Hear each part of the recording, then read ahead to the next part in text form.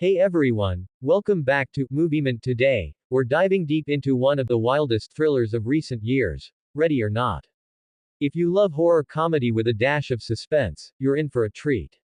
This movie takes the idea of meeting the in-laws to a whole new level, with a plot that's bloody, twisted, and surprisingly funny. So, if you're ready to dig into this intense survival story, let's get into it. Remember, spoilers ahead. The movie opens with a creepy flashback. Two young brothers, Alex and Daniel Ladomas, are witnessing something horrible. It's late at night, and a man, who we find out later is marrying their Aunt Helena, is frantically running through the halls of the Grand Ladomas mansion, clearly terrified. But he's not fast enough. The family corners him, and as Alex and Daniel watch, they kill him. Fast forward 30 years later, and now we're focused on Alex, the younger of the two brothers, who's about to get married himself. This time, he's marrying Grace, a bright, young woman with no family of her own. She grew up in the foster system, so she's beyond excited to finally have a family. Little does she know, she's about to get way more than she bargained for. As the big day arrives, we meet the eccentric, and let's face it, a bit creepy, members of the Ladomas family. They're rich, powerful, and carry themselves like they're above everyone else. There's Alex's dad, Tony, who takes the family's legacy very seriously, and his mom, Becky, who's trying to be warm and welcoming to Grace. There's Alex's older brother Daniel, an alcoholic with a sarcastic edge, and his cold-hearted wife, Charity. Then there's Emily, Alex's high-strung, drug-addicted sister, and her whiny husband, Fitch. And finally, there's Aunt Helena, the same woman whose husband was killed in the flashback, who's looking dark, grim, and honestly terrifying. As soon as the wedding wraps up, things take a strange turn. On their wedding night, Alex drops a bombshell on Grace. Every new addition to the Ladomas family has to play a game on the wedding night as part of an old family tradition. It's all to honor the family's ancestor, Victor Ladomas, who supposedly made a deal with a mysterious man named Labale. Labale promised the Ladomas family wealth and power, but only if they continued his strange tradition. Grace is amused at first. After all, it seems harmless enough. Alex tries to reassure her, but there's an edge to his tone that's a little unsettling. Then they all gather around, and Grace is asked to draw a card that will determine what game they play. She laughs it off as silly, but the family's expressions are stone-cold serious. Grace draws the card that reads, Hide and Seek. To her, it sounds almost childish. She doesn't realize that this is the one card that, if chosen, requires the family to hunt her down, and kill her, before dawn. And the family believes that if they fail, they'll all die because of the deal their ancestor made with Labale. Grace doesn't know any of this yet. She's told to go hide, while the family prepares, by arming themselves with antique weapons.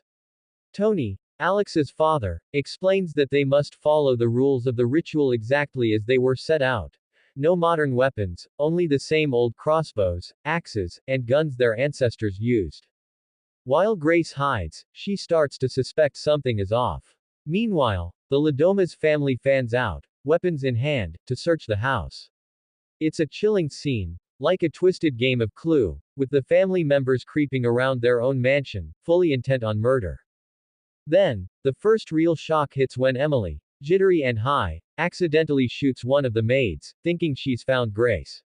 That's when Grace realizes the game isn't just weird, it's deadly. Alex, who's managed to find her, reveals the horrible truth. The hide and seek card is a death sentence.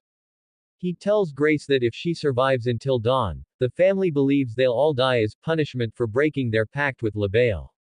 Grace is horrified and furious, but there's no time for that now, she needs to escape. Alex tries to help by smashing the security monitors, but Tony and Daniel restrain him, leaving Grace to fend for herself. Now, it's a cat-and-mouse chase, with Grace doing everything she can to survive. She sneaks through hallways, hiding and outsmarting family members as she goes. But her luck turns again when she escapes to the barn, where Emily's young son, Georgie, actually shoots her in the hand. Grace, furious and in pain, knocks the kid out. She's done with being the victim. Grace then stumbles into a pit filled with the corpses of past sacrifices. This is a literal and symbolic pit of despair, But Grace somehow musters the strength to climb out, even though she's now wounded, covered in dirt and blood, and completely terrified. Just as she escapes the barn, she's pursued by the family's butler, Stevens. There's an intense car chase as Grace hijacks his car, but the car's emergency system shuts down because it's reported stolen. In a brutal fight, she's captured and tranquilized, only to wake up in a far worse situation. The family finally has Grace where they want her, tied down on a pentagram in a ceremonial room as they prepare to sacrifice her. They drink from a ceremonial cup as part of the ritual, but in a twist, they all start vomiting blood. It turns out Daniel, who's disillusioned with the family's murderous tradition, spiked their drinks to give Grace a chance to escape. But Daniel's act of kindness costs him his life when Charity, his own wife, shoots him in the neck. Enraged, Grace fights back. She bludgeons Tony with a lamp, setting a fire that starts to engulf the room. Becky, the family matriarch, attacks Grace, but Grace finally snaps and kills her with the LaBelle game box. In the chaos, Alex finds Grace, but when he sees she no longer trusts him, he turns on her and joins his family's twisted attempt to finish the ritual. But Dawn arrives before they can kill her. For a moment, nothing happens, and they all start to believe that maybe the curse wasn't real after all. But then, one by one, the family members begin to explode in bloody messes, confirming the pact was real all along. Alex, desperate and terrified, begs for Grace's forgiveness, but she rejects him, and he explodes too. As the mansion burns around her, Grace sits on the steps in her tattered, blood-soaked wedding dress. She lights a cigarette, watching the destruction with a mix of horror and exhaustion.